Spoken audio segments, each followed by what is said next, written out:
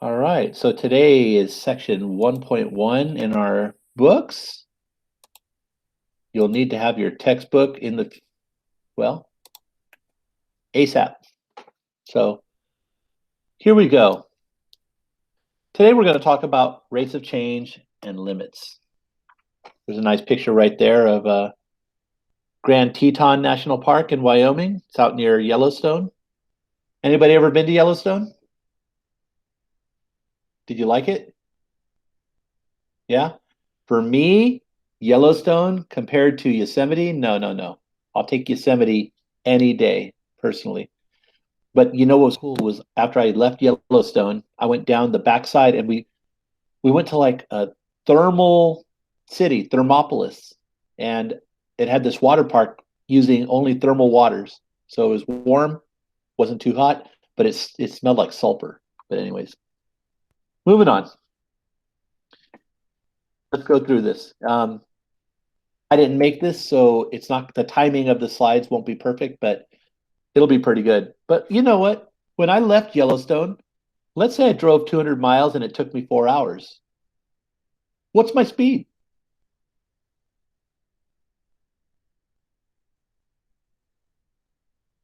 You can speak up. Yeah. 50 miles per hour. It looks like 50 miles per hour. Now, let me ask you this. Do you think it was 50 miles per hour every moment? No. So 50 miles per hour is what's called the average speed or the average rate of change. And you can look at the instantaneous velocity at any point along that trip because obviously at the start and the end I was zero, right? Okay, so let's go through the slide and let's see what it tells us. Okay, so there's your average speed, just like Andy said. 200 miles divided by 4 hours gives us 50 miles per hour. Average speed is distance divided by elapsed time. What do you need to know? Delta x over delta t. Is everyone familiar with delta notation? Give me a thumbs up if you know what the triangles mean. Give me a thumbs down if you don't know what the triangles mean. Okay, so what does it mean? Give me one synonym for delta. Change. Change. Very good. Absolutely. I like to use another synonym that starts with D. Distance. Distance. Difference. God darn. Should I restart the whole video? No, I'm kidding. I'm not going to restart.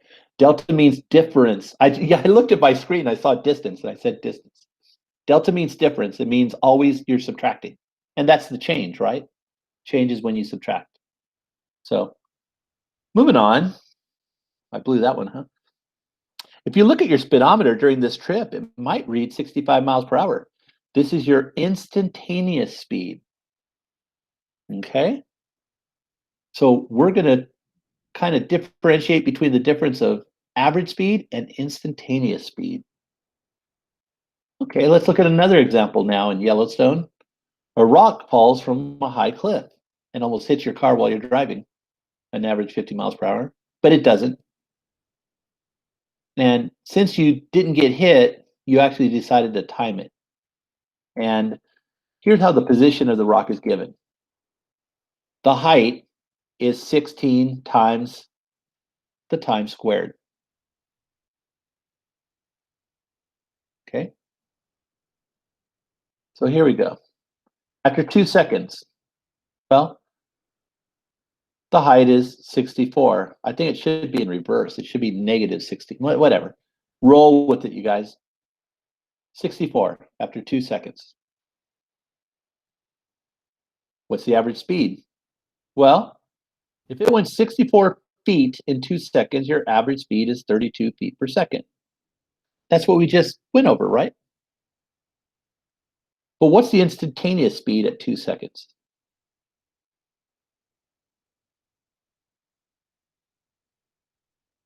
What's the speed at the very end? Do you have any idea how to do that?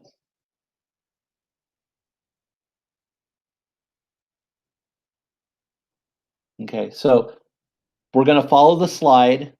It makes more sense if I do it on paper, but we're going to follow the slide for now and let's go with it. Okay, so instantaneous speed is Well, we know speed is the change of y divided by the change in time. But if the change in time is 2 full seconds, that's not instantaneous speed, that's average speed. We've got to make time smaller and smaller and smaller so that we get all the way down to, well, a moment, an unmeasurable amount of time.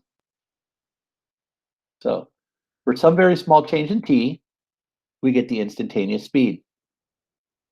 Here's the way it looks. H has to be very small. What are they talking about here? 16, this, that, This is the average speed for a small h. Okay? You've got 16 times 2 plus a little bit squared. This is your y, 16y squared. And now you have 16 times 2 squared. And you get smaller and smaller. Now, I feel like you're not going to understand what I just did. So let me escape out of this and let me go to here. And you can see my paper, right? So if you started at wherever you started and I'm acting like it's falling, but it's not falling according because they didn't put a negative there. Okay. Let's see if I can explain this well for you. So I want to know the instantaneous speed here, right?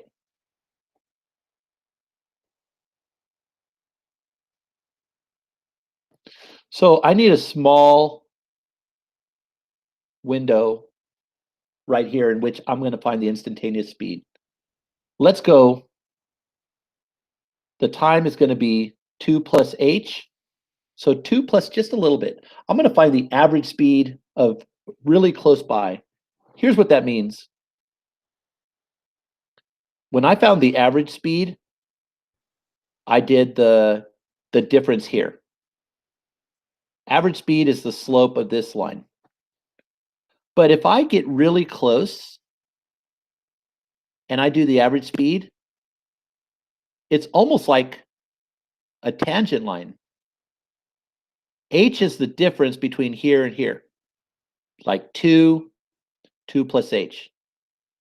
That's the idea they're saying. When h is the distance. When h becomes really small, your average speed becomes the instantaneous speed. If your h is so small that you can't even measure it, it's the instantaneous speed. So that whole formula they have up there, they say, okay, well, the height at the 2 plus h is going to be 16 times 2 plus h squared.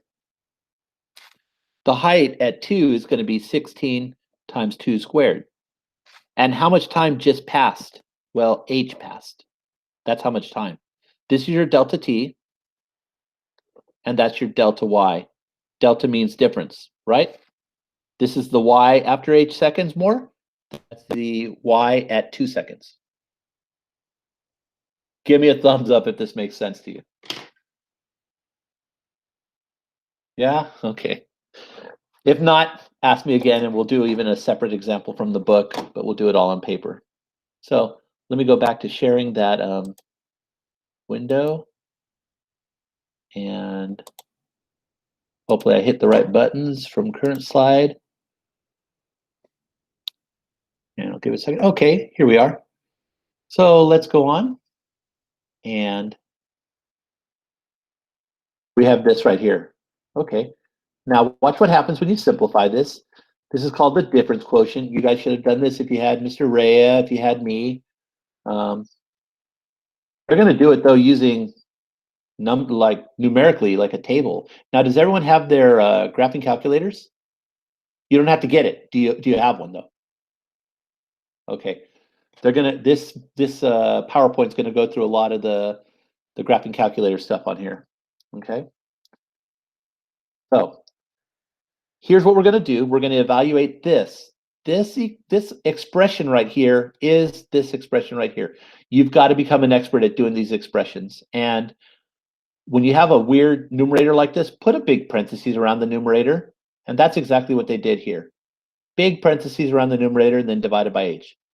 and they're going to evaluate it for h equals 1 second, 0.1 second. The h is getting smaller, you guys. Right here, we're talking about 1, 2, 3, 4, 5, what are we talking, like 100,000th of a second? That's almost like an instantaneous speed. Let's go on. So here's the table they made. When you evaluate it for 1, when you put a 1 in here, you get 80 miles per hour. That's an estimate. That's cool. As you go to 0.1, you get a lot better estimate, 65.6. And I can see that as the numbers get smaller and smaller, what do you think the instantaneous speed is? What number does this side appear to be approaching? 64. Yeah. So I'm going to bet that if we do some calculus, we're going to come up with the instantaneous speed being 64. We can see that the velocity approaches 64 feet per second as h becomes very small. We say that the velocity has a limiting value of 64 as h approaches 0. Note that h never actually becomes 0. Okay? When we do these numerical analyses of the limits, it never becomes 0. It just becomes really small. So the limit as h approaches 0 is written like this. When you see this symbol right here, don't say lim h arrow 0. You say the limit as h approaches 0 of 16 times the quantity, 2 plus h squared, minus 16 times 2 squared, all over h. So parentheses are read as the quantity of, and this is read as the limit as h approaches 0. Not as h equals 0, as it approaches 0. You can go back here and see. H is approaching 0. It's getting smaller and smaller. It never becomes 0. It just approaches it. Now, when you become 0, you may or may not be exactly 64. Sometimes you will, sometimes you won't. I want you to imagine walking towards a wall, and think science fiction right now, okay? There's two possibilities when you walk to a wall. Either your nose is going to hit it, or the moment you reach it, you're going to warp somewhere. In any case, the wall is the limit. Does that make sense? The wall doesn't have to actually exist. But as long as it appears to exist, then that's your limit. Okay. Notice that there's a 16 on both spots here on the numerator. You can factor out a 16 in front of the limit. And that's going to leave you with this trinomial and this 4 right here. Does everyone see that? I don't want to go forward if you don't see that. We factored out a 16 all the way outside the limit. Okay? Now they're going to simplify and watch what happens. Okay? What do you see that cancels in the numerator there? The 4s. 4s. Okay? Now, can you factor out an h from the top? I see a 4h squared and an h, sorry, a 4h and an h squared. You can factor out an h and cancel it with the h on the bottom. They did the shortcut. I like it. So you're left with 4 plus h over nothing. Okay? So far, so good?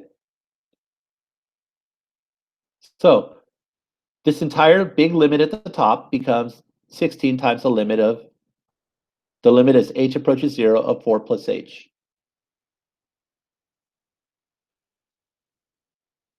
Okay?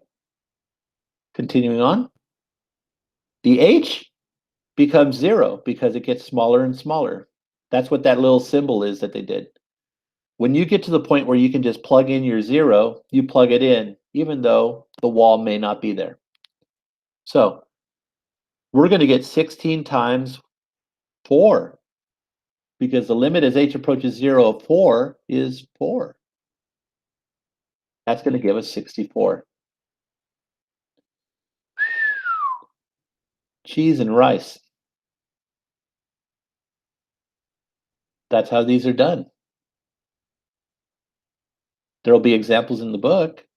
Okay. Let's move forward though. We're not even close to done with this PowerPoint. So here we go. Let's consider this. What happens as x approaches 0? Well, you know what? We can do it numerically. Can you guys do that right now? Can you plug in a bunch of small numbers? Let's see if they do it for us right here. They're going to give us graphically. Let's see the numerical way real quick. Now they showed you the whole answer, and I just got rid of that. Okay, so here's how you do it numerically. Let's get some x and y, and we're just going to do one side of it just to practice. Plug these in on your calculator or whatever and see what you get. Plug in 1, 0.1, 0.01, 0.001, and 0.0001. And when you do the decimals over here, you should write out to 6 places. I think that's the standard for AP, is at least 6 places.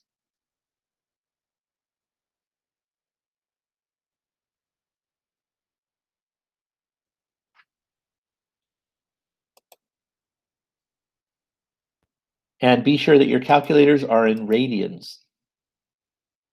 Radians. Degrees almost don't exist for us anymore. I'll speak degrees just because it's more intuitive and we can visualize it, but in reality, all of our functions, everything, it's radians.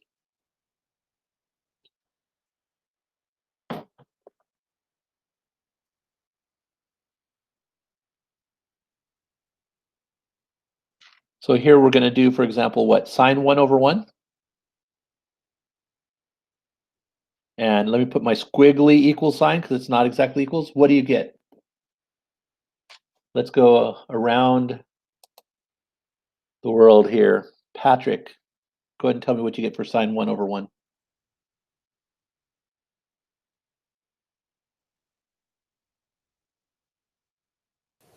I get 0.841. 6 decimal places, Patrick. Oh, and then 471.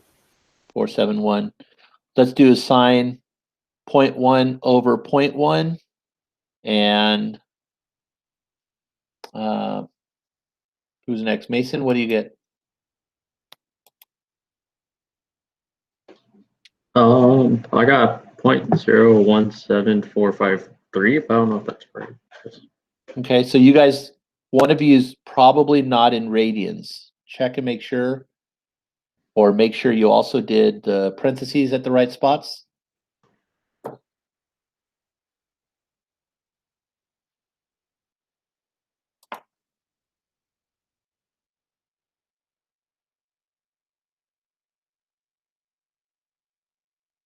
Actually, yeah, mine was in degree. Now it's in radians. I got divided by 0.998334.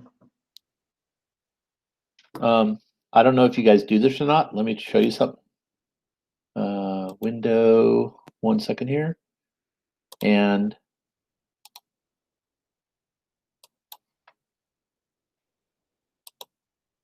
here we go.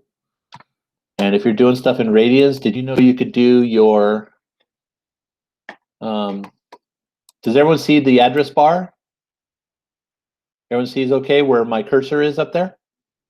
You know you can put it in up there, sine 0.1 divided by 0.1, and it'll give you the answer right there. Don't hit enter. It's right there. 0.998, all that stuff. So now I can go back and I can put the 0 in there. 0 and 0. Okay. I get 0.999983. You agree with that? And then I can put in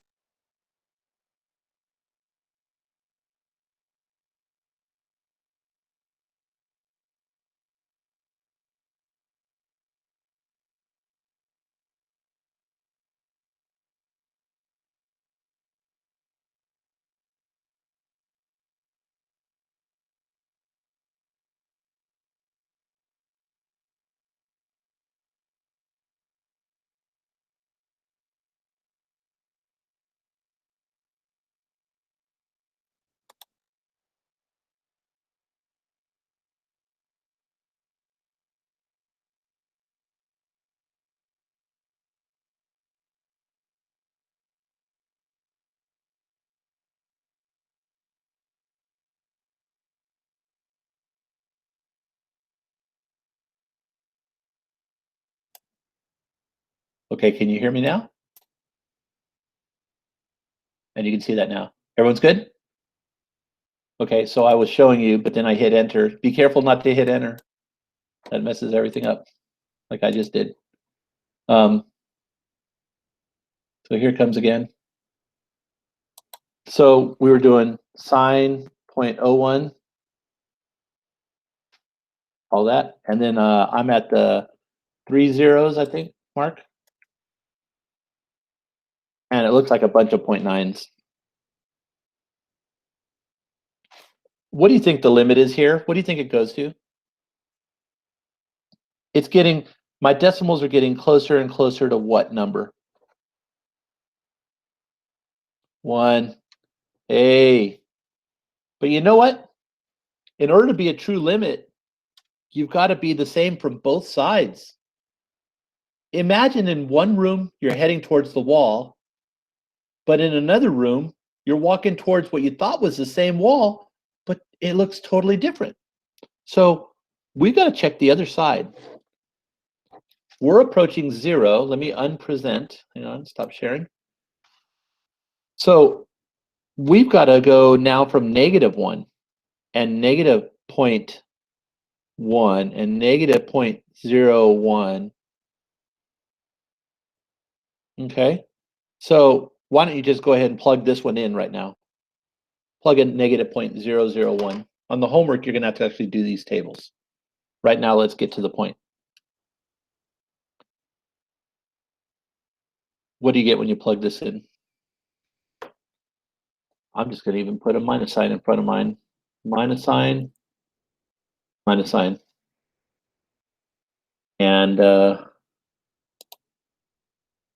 how does it look for you guys?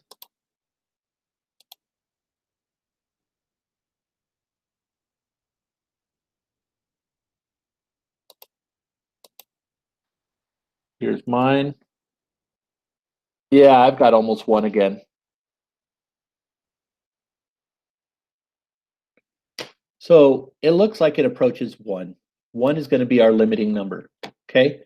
Now, when I look back at the original problem said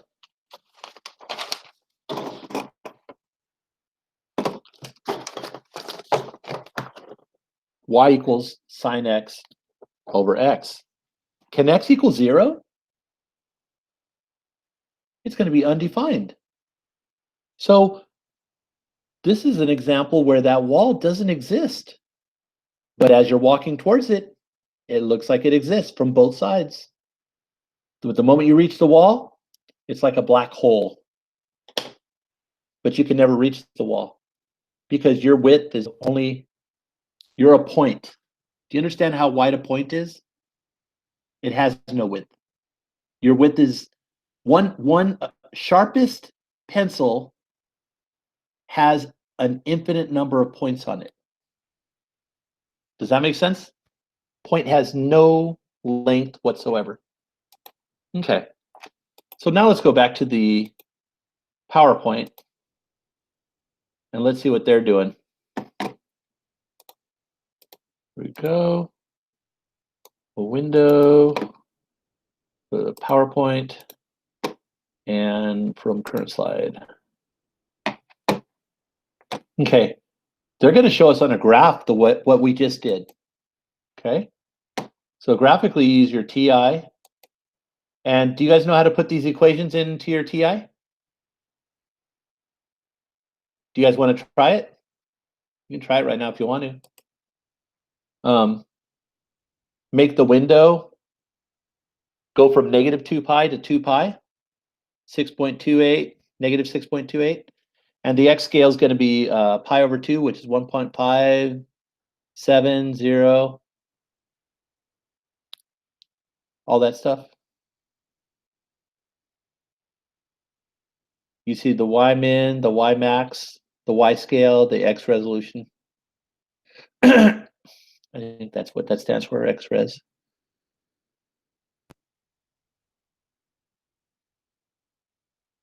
It's so crazy how much they make us use the TIs now to teach calculus, but Then in the past, I didn't use it at all. I didn't have Desmos. I didn't have any of this stuff. I wonder how much more it would have added to my learning, because I think it's a great tool.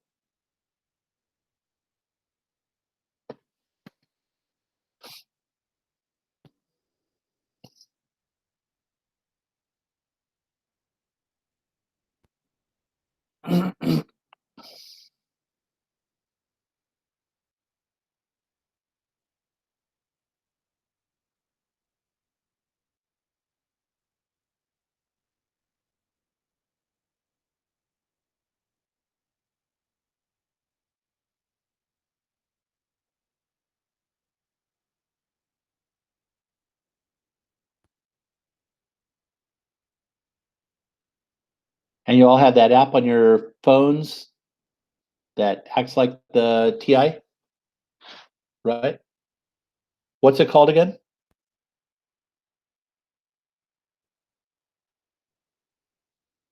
Anybody know the name? Wabbit EMU. Is that it? Have you heard of that or no?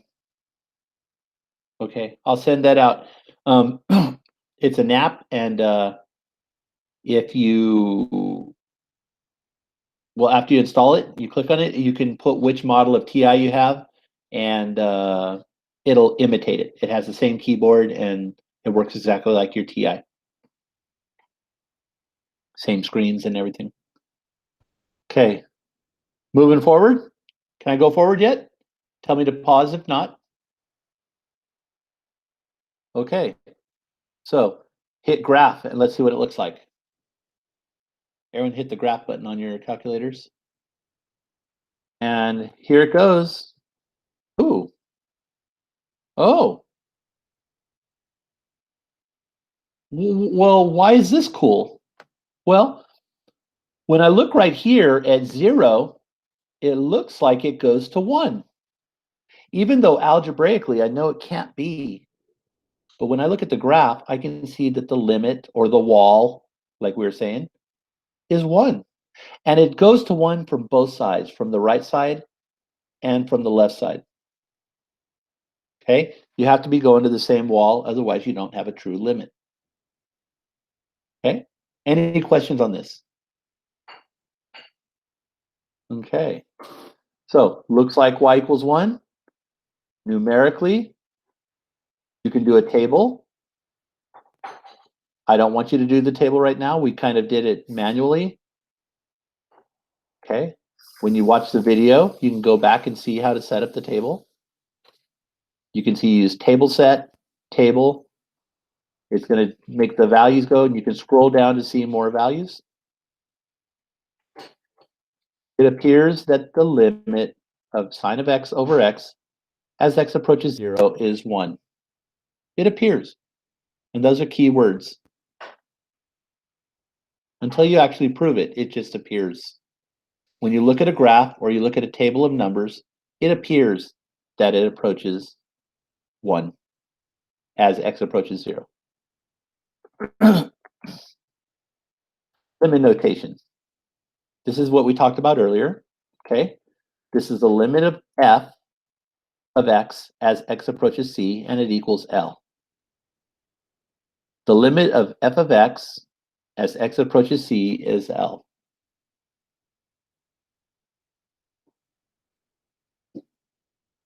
Now, if it weren't so difficult for me to type this out all the time with the symbols, I'd have more worksheets and whatnot. So instead, I'm going to look for people who've already made the worksheets. Plus, I've written to the book. I'm trying to get their resources. This is how I expect it to be written.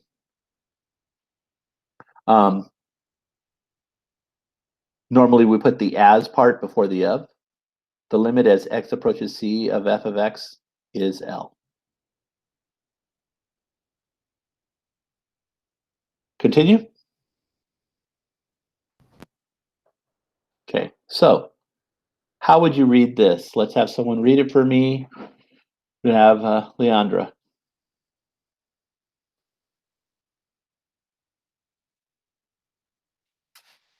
Unmute. There you go. Okay. The limit of sine x over x. Wait. The limit of sine x over x as x approaches to 0 is 1. Very good.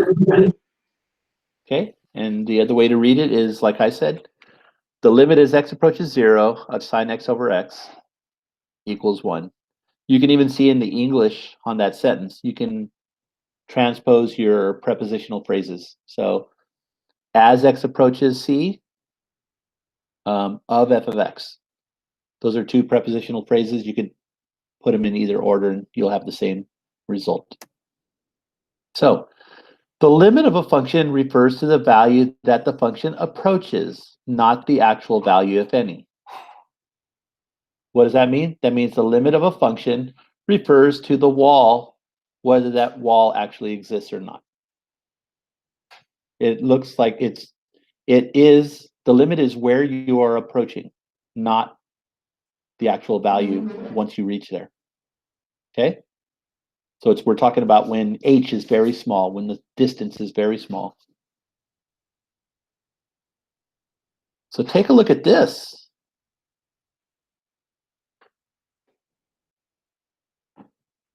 The limit as x approaches 2 of f of x is 2. Huh.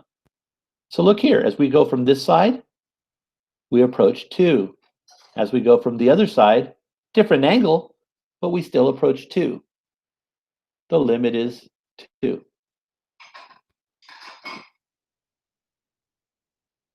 You getting photobombed there, Mason? I didn't see who it was. Say I said hi, though. I saw him wave.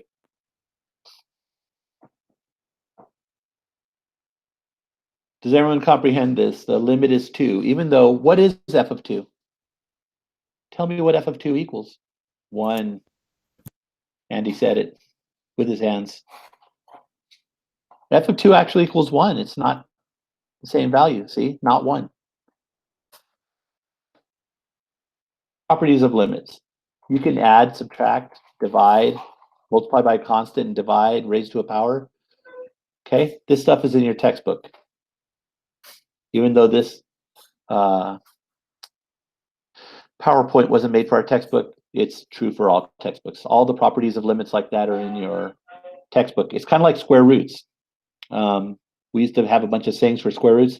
There's a bunch of sayings for limits, like the limit of a sum equals the sum of the limits. The limit of the product is the product of the limits, and so forth. Any questions? Okay.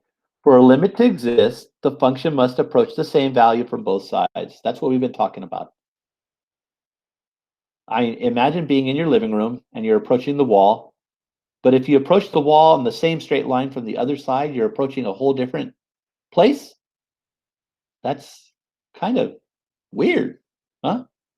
It's kind of like what happens inside of a black hole, you know? Where's the wall inside a black hole? If you approach the wall there, is that the same as approaching the wall from this side? I don't know. But if you are approaching the same spot, then the limit exists. Okay. One-sided limits approach from either the left or the right side only. So we could talk about the limit from the negative side or the positive side. But the actual overall limit has to have the same value from the left and right side. Let's look at some examples. Okay? Everyone see the graph right there? Tell me which value of x where the limit does exist and where it does not exist.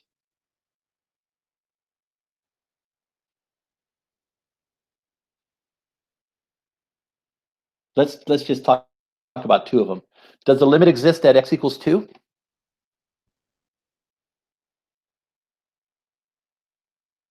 If it does, tell me the limit.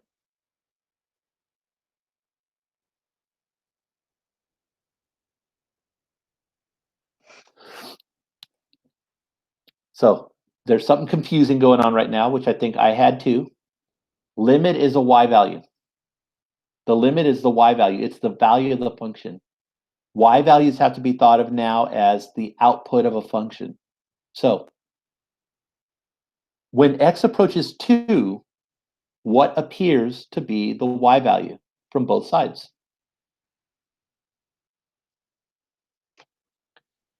Well, if I come from the right, the y value appears to be 1.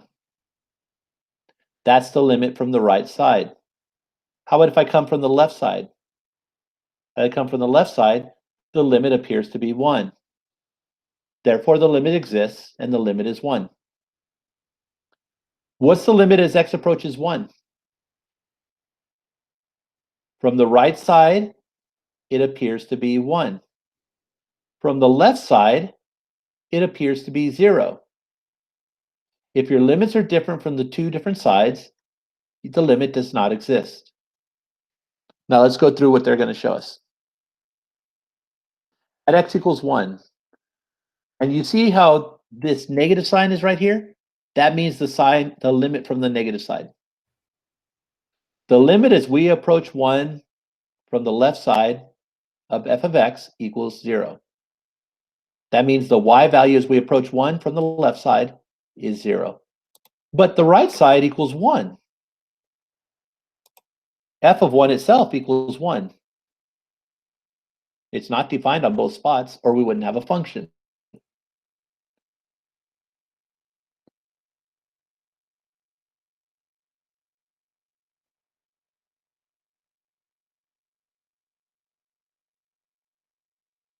Continue.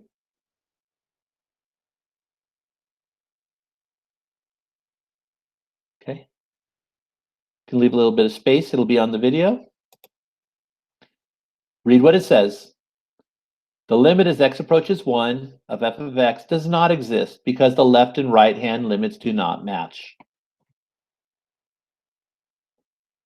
A short way of writing the limits do not exist is to write DNE does not exist. That's our common way of writing it. I don't use abbreviations in general like that. I read it out. Next example. How about at 2?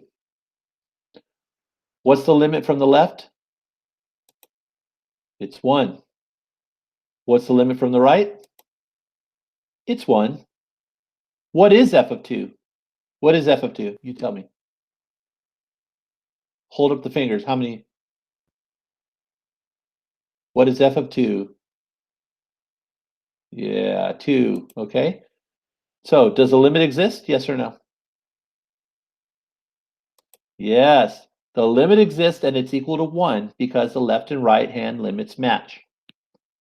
Notice I don't care what f of 2 is. That's not what we're asking. We're asking about the limits. What does it look like it's going to? Where is it approaching? Okay, if you're trying to copy all this, leave a little space. We're going to look at one more. X equals 3. What's the limit from the left side? Well, it's 2. What's the limit from the right side? Well, it's 2.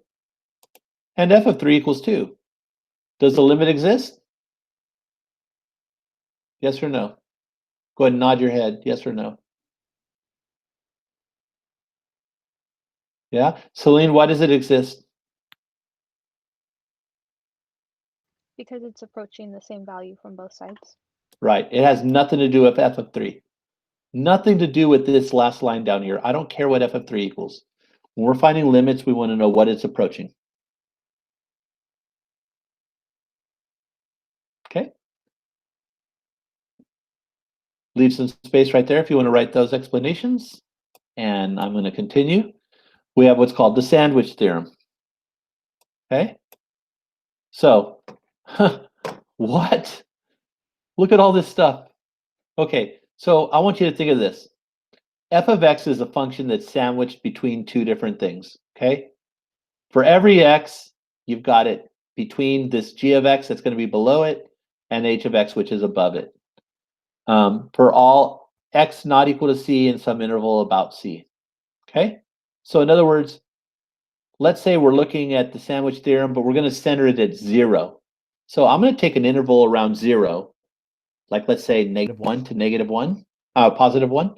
But I don't care about 0 itself. I just care about -1 to 1. Well, the limit then as I approach 0 will be the limit of the other two if they exist in their L. Well, what are we talking about? Well, let me show you a picture. You might want to take a picture of that before you go. We're going to touch the sandwich theorem very little. So, but it can be on the AP test. So, yeah, you need to know it. It's very logical when you see the picture. Okay, here's a graph. We're going to show that the limit of x squared times sine 1 over x is 0 as x approaches 0. Here we go.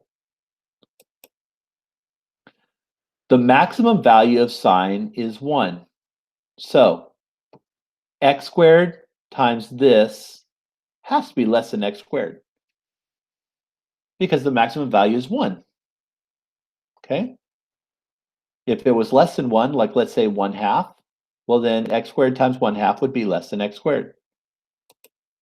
The minimum value is -1. So this will always be above -x squared. Think about those for a second.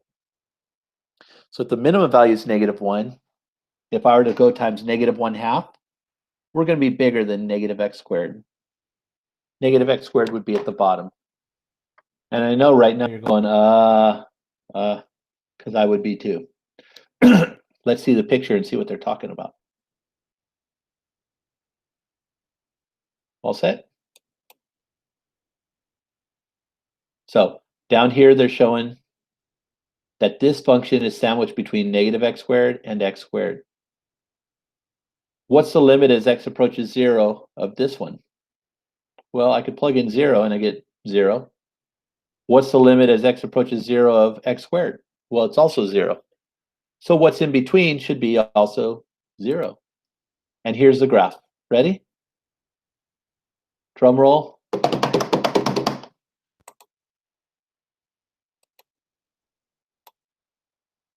Let me get to the graph. There it is. So this is the function we were looking at. Okay? And you can see it's between x squared and -x squared. Hang on. I didn't mean to click. Okay, so remember, we're approaching 0. And when I go back to that function, look at the function here. It doesn't even exist at 0. The denominator is 0 here. It can't work. But when you're talking limits, we just want to know where it approaches. So we found something that's above it and something that's below it. And the limit as x approaches 0 of this thing, this should have a parentheses here. Okay? Sorry, it doesn't. And the limit here, also 0. So by the sandwich theorem, the limit is 0.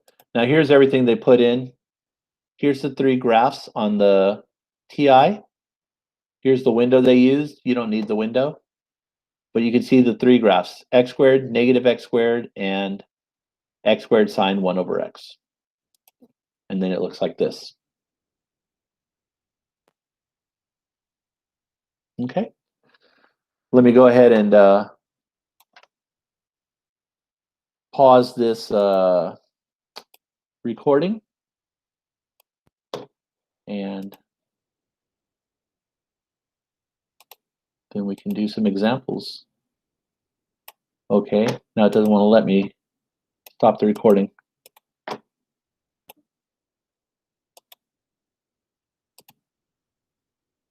One second here.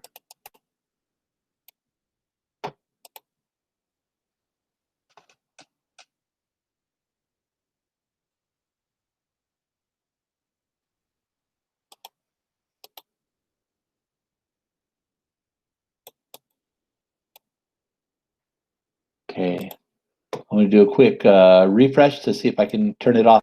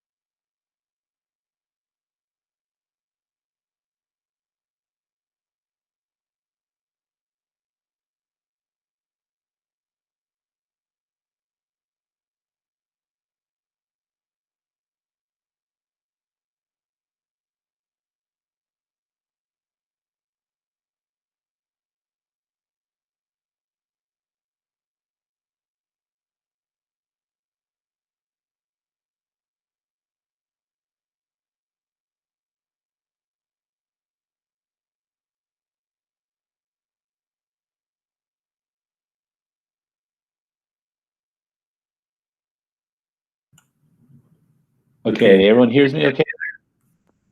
Oh, hang on, I got both of them going. Okay. I'm sorry, we have to do some special instructions. Everybody, I'm gonna need you to take a 2-minute break. Everyone log out of the meet. We'll come back in about 2 minutes and go ahead and go stretch yourself anyways. So everybody log out. We'll be back, okay?